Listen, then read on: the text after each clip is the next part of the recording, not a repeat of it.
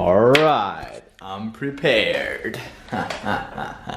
Today, we're gonna play D&D again with my usual D&D group.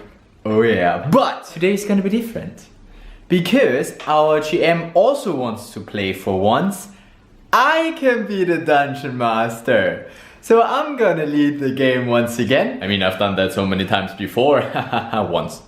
Twice, actually. But I'm really looking forward to that. It should be good. I mean, I really like just play... First of all, I really like playing with those guys because as most of them have an improv background, they are more into the RPG, so the actual role-playing, the embodying the character, and not so much the fighting. Although, 4 of their 5 characters are fighters.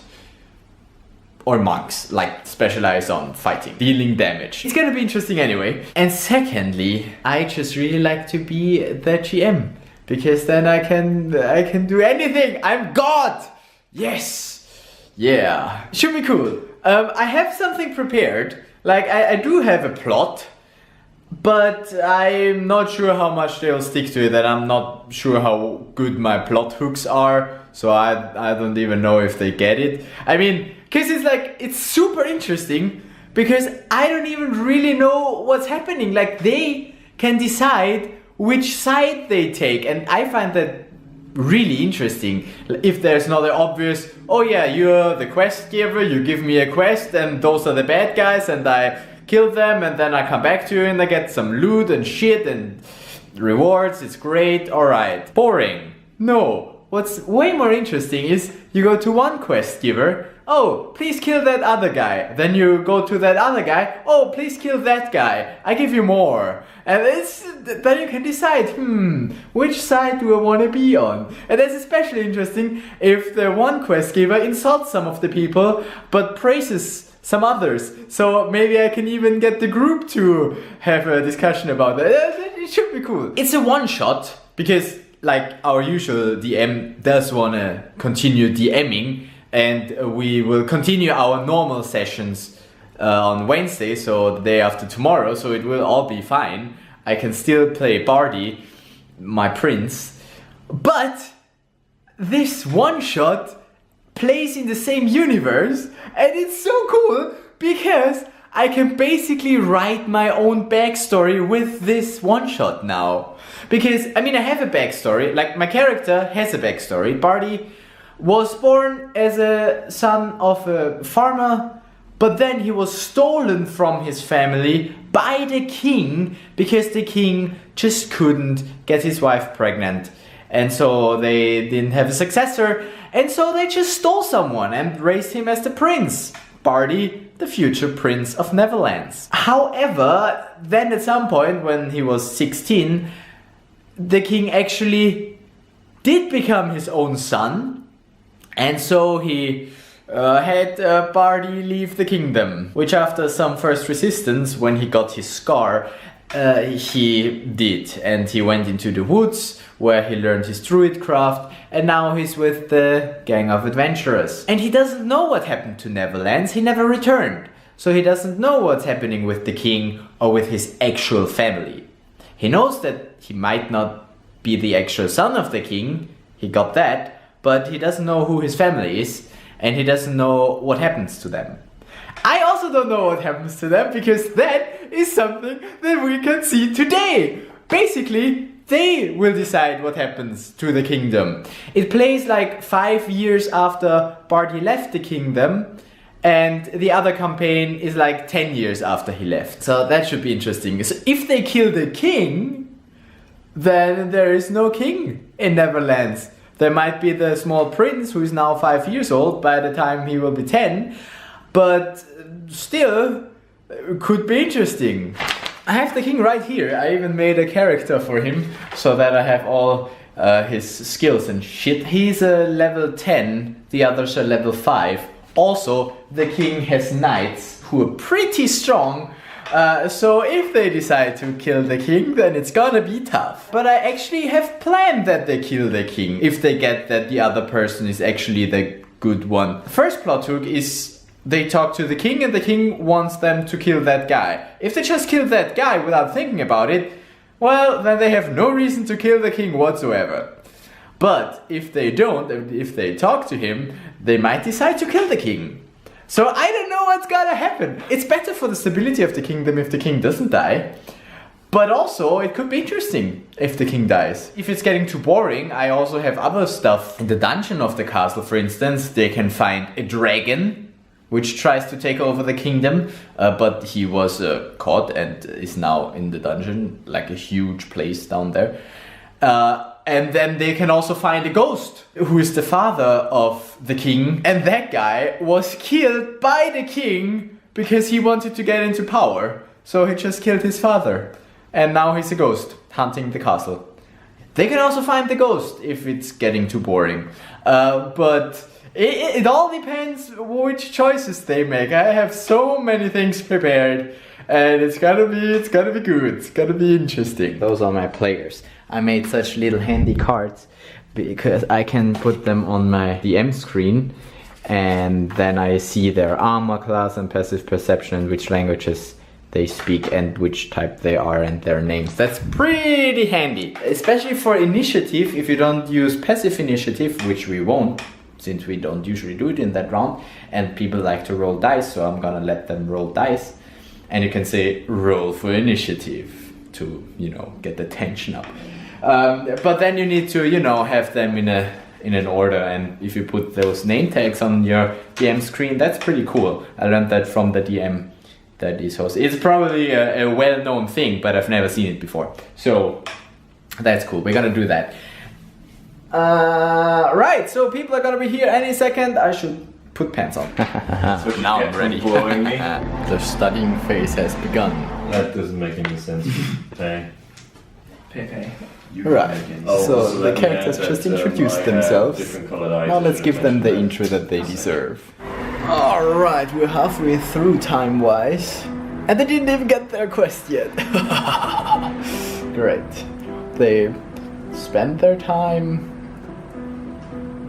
in establishments. Well, if they prefer that, you know, I mean, I can't do anything about that. I mean, I'm just providing them with a universe. They can do whatever the fuck they want. The fuck. Well, you can also have fun with, you know, not D&D. Who knows magic should do a little cantrip or whatever you want to call it in the castle. This person gets thrown in the dungeon, meets this dragon friend, and there we go. You know that you can't just walk around in the dungeon. I know you can. To meet a dragon. But maybe there's a ghost in the dungeon. Yes, to meet a dragon. I don't know. This is like really weird fanfiction right now.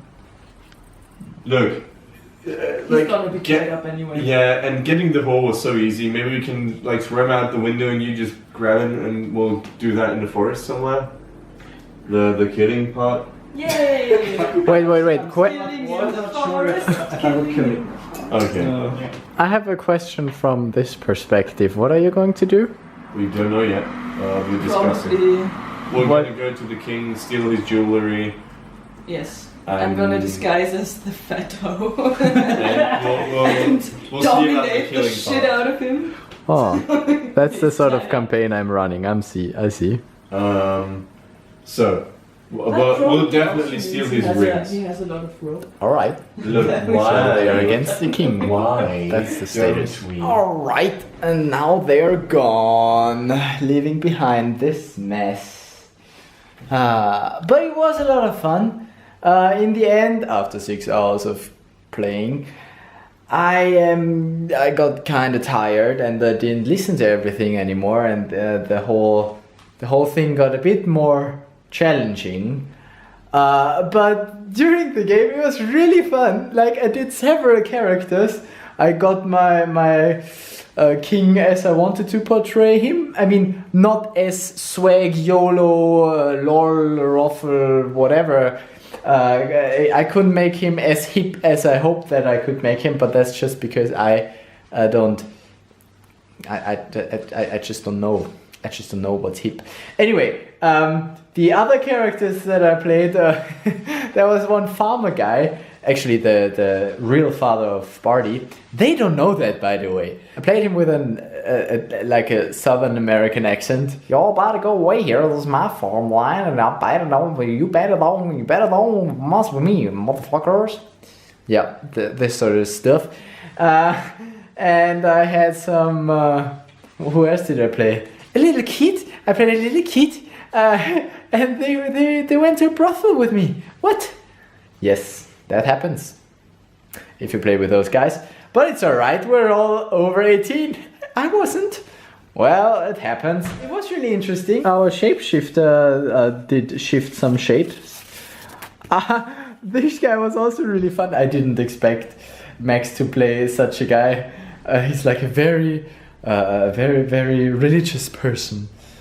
Super annoying, actually. He was so annoying. I had them draw their characters because like that's a lot nicer than what I could ever come up with. Yeah, it was a nice session. What happened so far is that they went to the king, got the quest to kill the other guy, went to the other guy and decided, well, we don't intend to kill him anyway, which was my intent as well, so I gave my quest well enough that they realized that you're not supposed to just kill that guy. And so one guy just talked to him and won his trust. And so the guy just randomly told him about the ghost and the dragon, which he all knows from the ghost.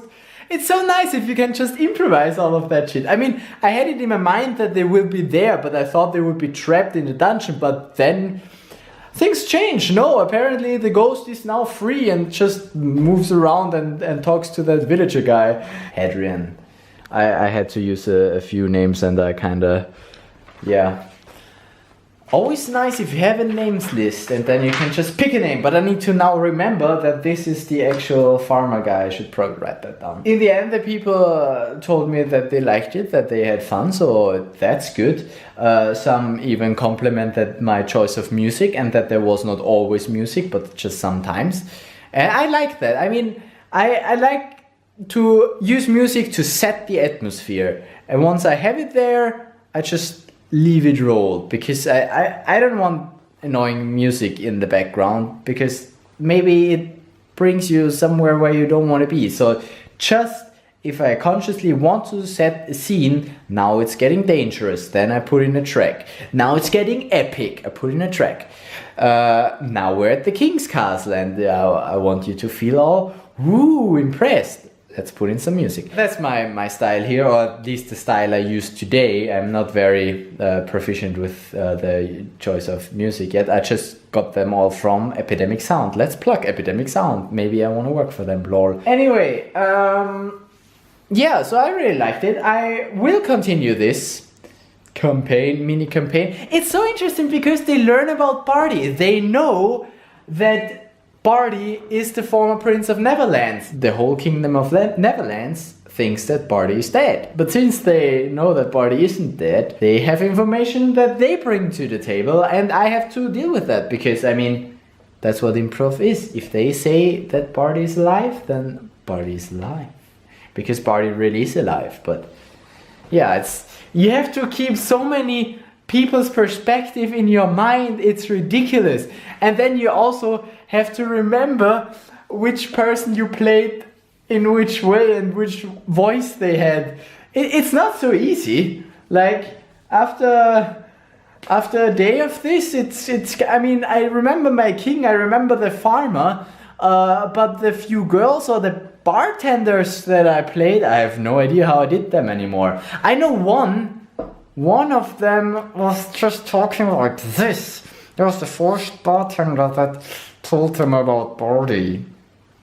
Yeah, there was not a lot of fighting today. Like, I never had them roll initiative because there never really was a fight. In the beginning there was some fighting, but it was more like, oh, I take an arrow. No, guys, I come in peace. The half-elf got shot. So that was basically dealt with without a fight. And they killed a guy, but that was also in one shot. So really there was not a lot of fighting. I like it how they play. They don't, although 4 of them are fighters, well, a barbarian and 2 monks, but whatever, they don't go in, just rush it, although they could deal a lot of damage. But if there are 20 knights coming out that castle, then they're pretty much fucking dead. So yeah, I could totally kill them if I wanted to. And we will see how strong they are. I'm looking forward to how it will continue, but first, on Wednesday, we will continue our normal campaign where I can play Barty again, so that's gonna be fun. I'm really looking forward to seeing my fox again, because last time I got a fox, I love him so much. Yes, anyway, and then maybe the time afterwards we play on this scenario again. So, until then, make your backup and play D&D, because it's fun. Or any role-playing game, really.